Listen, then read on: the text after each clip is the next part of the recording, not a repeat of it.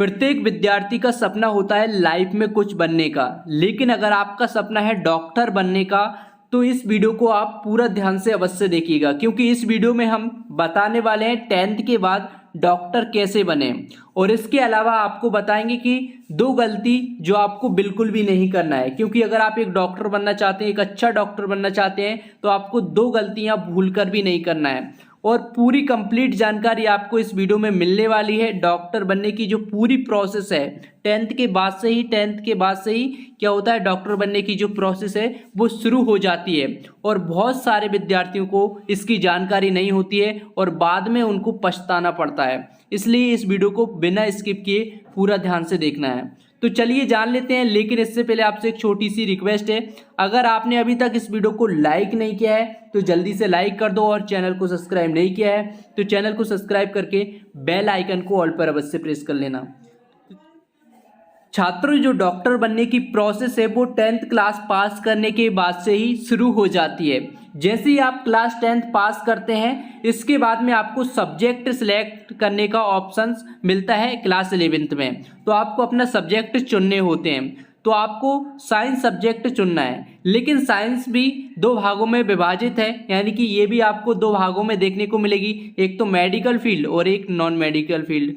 तो जो medical field है उसमें आपको कौन से सब्जेक्ट देखने को मिलते हैं, फिजिक्स, केमिस्ट्री, बायोलॉजी, यानी कि पीसीबी सब्जेक्ट आपको देखने को मिलते हैं। जो नॉन मेडिकल फील्ड है पीसीएम, यानी कि फिजिक्स, केमिस्ट्री, मैथ। तो ये जो सब्जेक्ट हैं इसमें से आपको कौन से सब्जेक्टों के साथ अपनी पढ़ाई को जारी रखना है क्लास 11th और 12th में, तो आपको रखना है पीसीबी सब्जेक्ट, यानी कि फिजिक्स, केमिस्ट्री, बायोलॉजी सब्जेक्ट के साथ आपको अपनी पढ़ाई जारी रखना है।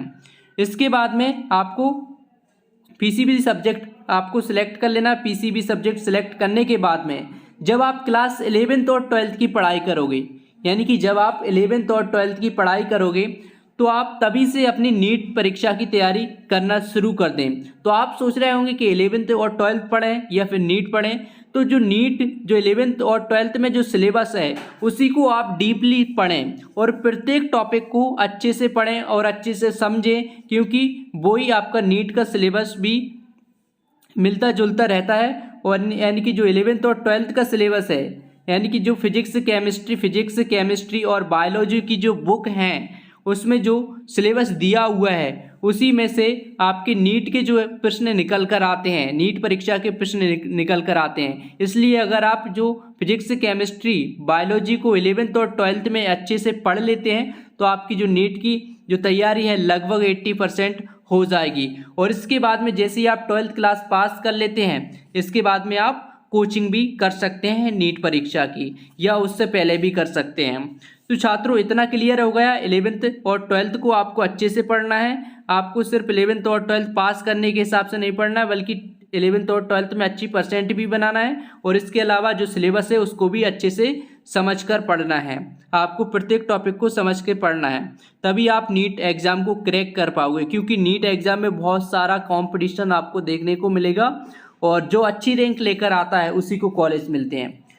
तो इसके बाद में आगे क्या करना है, आगे की जो प्रोसेस है वो है नीट परीक्षा निकालने के बाद। जब आप 12th क्लास के बाद में नीट परीक्षा के लिए अप्लाई कर देते हैं और आपकी नीट परीक्षा में अच्छी रैंक आ जाती है और आपको सरकारी कॉलेज मिल जाता है, इसके बाद में कुछ डॉक्टर के कोर्स आपको देखने को मिलते हैं। जैसे कि सबसे ज़्यादा पॉपुलर है MBBS, यानी कि MBBS सबसे ज़्यादा पॉपुलर है, यानी कि नीट परीक्षा देने के बाद में अधिकतर विद्यार्थी MBBS को करना पसंद करते हैं। इसके बाद में BDS भी आपको मिल जाता है, BHMS मिल जाता है, और इसके अलावा बहुत सारे कोर्स हैं जो कि हमने अन्य वीडियो में बता रखे हैं, तो आप करियर ऑप्शन प्लेलिस्ट में जाकर चेक कर सकते हैं। इतना क्लियर है। नीट परीक्षा निकालने के बाद में अब आपको कॉलेज मिल जाएगा, कॉलेज में जाकर आप कोर्स स्टार्ट कर सकते हैं। अगर आप MBBS करना चाहते हैं तो MBBS कर सकते हैं। और MBBS के ऊपर भी हमने एक अलग से वीडियो बनाई है जिसमें पूरी A to Z जानकारी आपको मिल जाएगी।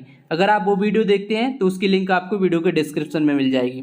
और इसके अलावा जैसे कि अगर आप MBBS करते हैं तो आपको क्या क्या प्रोसेस से गुजरना पड़ेगा। MBBS का फुल फॉर्म होता है bachelor of medicine and bachelor of surgery होता है। और इसका जो समय है, यानी कि जो MBBS कितने समय में कंप्लीट होती है, तो ये आपकी 5.5 साल में, यानी कि 5.5 साल में MBBS का जो कोर्स है वो कंप्लीट होता है, जिसमें से 4.5 साल की आपकी क्या रहती है, MBBS की पढ़ाई रहती है, और इसके अलावा 1 साल की आपकी इंटर्नशिप रहती है। तो यहाँ पर इतना क्लियर है, 4.5 साल की आपकी MBBS की पढ़ाई रहती है और इसके बाद में 1 साल की आपकी इंटर्नशिप होती है। MBBS का जो कोर्स है वो स्नातक कोर्स होता है, यानी कि अंडर ग्रेजुएट कोर्स होता है। कौन सा होता है, अंडर ग्रेजुएट कोर्स होता है। इसके बाद में हम आगे बढ़ते हैं। आगे तो MBBS कंप्लीट होने के बाद में अगर आप किसी विशेष क्षेत्र में, यानी कि MBBS के बाद में अगर आप किसी विशेष क्षेत्र में विशेषज्ञ डॉक्टर बनना चाहते हैं तो इसके लिए आपको क्या करना पड़ेगा, आपको मास्टर डिग्री करना पड़ेगा। तो मास्टर डिग्री में आप जैसे कि MD MS कर सकते हैं, क्या कर सकते हैं, MD MS की डिग्री कर सकते हैं। ये जो होती है इसमें आपको 3 साल लगते हैं। तो इस प्रकार से 8 साल के अंदर, यानी कि 8 साल, 5.5 साल वो और 3 साल ये, यानी कि 8.5 साल में आप एक अच्छे डॉक्टर बन सकते हैं, एक विशेषज्ञ डॉक्टर बन सकते हैं। तो आपको MBBS के बाद में कौन सा करना पड़ेगा, MD या MS की डिग्री कर सकते हैं। तो किसी विशेष क्षेत्र में आप डॉक्टर यानी कि विशेषज्ञ बन जाओगे उस फील्ड के जिसमें भी आप करना चाहो। इसके DNVV कर सकते हैं। और इसके बाद में हम जान लेते हैं कि 2 गलतियां वो कौन सी हैं जो आपको नहीं करना चाहिए अगर आप एक डॉक्टर बनना चाहते हैं। तो सबसे पहली गलती तो ये है कि आपको क्लास 10th पास करने के बाद में क्लास 11th में आपको सही सब्जेक्ट का चुनाव करना है, सही सब्जेक्ट के साथ आपको आगे पढ़ाई जारी रखना है। और इसके बाद में दूसरी जो गलती है जो आपको बिल्कुल भी नहीं करना चाहिए वो है कि आपको नीट परीक्षा की अच्छे से तैयारी करना चाहिए और आप पहली बार में ही अपना नीट एग्ज़ाम क्रैक करें। ऐसा आपको पूरी कोशिश करना चाहिए और नीट परीक्षा की अच्छी तैयारी करना चाहिए और आपको अच्छी रैंक लेकर आना चाहिए, जिससे कि आप कुछ सरकारी और एक अच्छा कॉलेज मिल सके, जिससे आप अच्छा डॉक्टर बन सकें।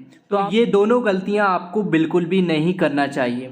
तो छात्रों, अगर आपको ये जानकारी पसंद आई है, क्योंकि हमने इसमें आपको पूरी जानकारी दी है कि आप 10th क्लास के बाद से किन किन प्रोसेस को फॉलो करके आप एक अच्छे डॉक्टर बन सकते हैं। अगर आपको ये जानकारी पसंद आई है तो इस वीडियो को लाइक अवश्य कर देना और कमेंट में बताना कि आप कौन सी डिग्री करना चाहते हैं, आप कौन सा कोर्स करना चाहते हैं। अगर आप चाहते हैं MBBS करना चाहते हैं, BDS करना चाहते हैं, BHMS करना चाहते हैं या फिर कोई और कोर्स करना चाहते हैं डॉक्टरी के लिए, तो वो भी हमें कमेंट में बताएं, जिससे कि हम उस टॉपिक पर आपके लिए विस्तार से समझा सकें और उस टॉपिक पर एक अलग से वीडियो लेकर आ सकें। तो छात्रों, जल्दी से कमेंट करके बताओ, और आपको ये वीडियो अच्छी लगी है तो इस वीडियो को लाइक अवश्य कर देना और चैनल को सब्सक्राइब नहीं किया है तो चैनल को सब्सक्राइब जरूर कर लेना। चलिए मिलते हैं नेक्स्ट वीडियो में। Thanks for watching this video.